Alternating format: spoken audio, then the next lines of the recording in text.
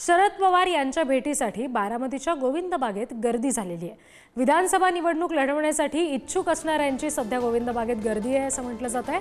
पुणे जिल्ह्यासह राज्यभरातले अनेक इच्छुक सध्या पवारांच्या भेटीसाठी आलेले आहेत असं कळतंय। हे दृश्य सध्या आपण बघतोय। प्रतिनिधी जयकुमार जाधव यांच्याकडून तपशील घेणार आहोत। जयकुमार, सगळे हे इच्छुक उमेदवार सध्या गोविंद बागेत गर्दी करतात असं समजतंय। काय नेमका तिथे चर्चा सुरू आहेत, काय नेमक्या त्यांच्या भावना आहेत सध्या?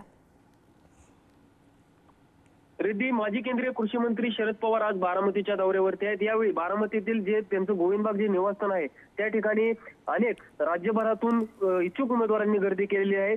येणाऱ्या विधानसभेच्या पार्श्वभूमीवरती अनेक उमेदवार इच्छुक आहेत आणि ते शरद पवारांच्या पक्षाकडून मागणी करण्यासाठी शरद पवारांच्या जे बारामतीतील गोविंदबाग जे निवासस्थान आहे त्या निवासस्थानात त्यांच्याकडे येऊन ती मागणी करत आहेत।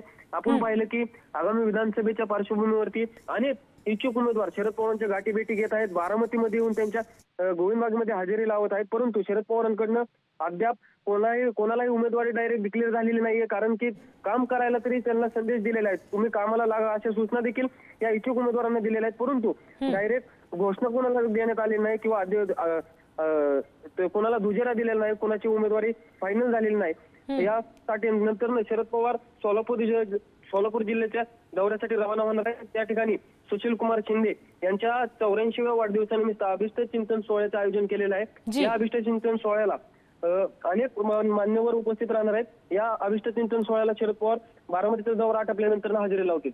रिद्धी, निश्चित